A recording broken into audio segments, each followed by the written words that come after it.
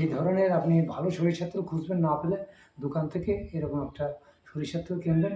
কিনে আপনি আঙুলের মাথায় বেশি করে লাগিয়ে আপনি নিচ থেকে আলতো করে আপনি মালিশ করতে পারেন মাথা পর্যন্ত। আর অন্ডকোষের যে আশেপাশে যে সাইডগুলো আছে ওইগুলো আপনি ভালো করে মালিশ করবেন অন্ডকোষ সহ নিয়ে।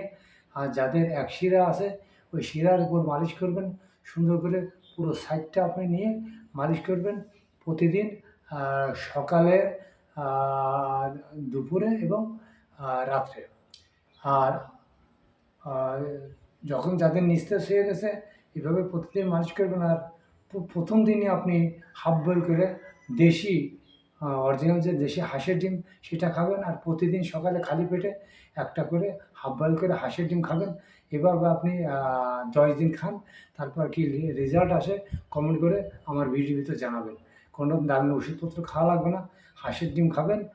আর অ্যালার্জি সমস্যা হলে অনেক সময় বাধ্যগত আপনার রোগ মুক্তির জন্য খেতে হবে, সেটা খাবেন। কারণ আল্লাহ কোন খাবারের ভিতর কী ওষুধ দিয়ে দিয়েছে সেই নিরাময়কারী ছাড়া কেউ বলতে পারবে না। আমি খাবারের যে গুণ পেয়েছি বা ওষুধের যে মানে আমার যে চিকিৎসার যে গুণ পেয়েছি সেটা আমি আপনাদের বললাম। আপনারা করে দেখেন, 10 দিন এভাবে করেন। 10 দিনের মাথায় অবশ্যই আপনি কোনো ভালো রেজাল্ট পাবেন। যদি ভালো রেজাল্ট পান আমার জন্য দোয়া করবেন আল্লাহর কাছে, আমি যাতে ভালো থাকি।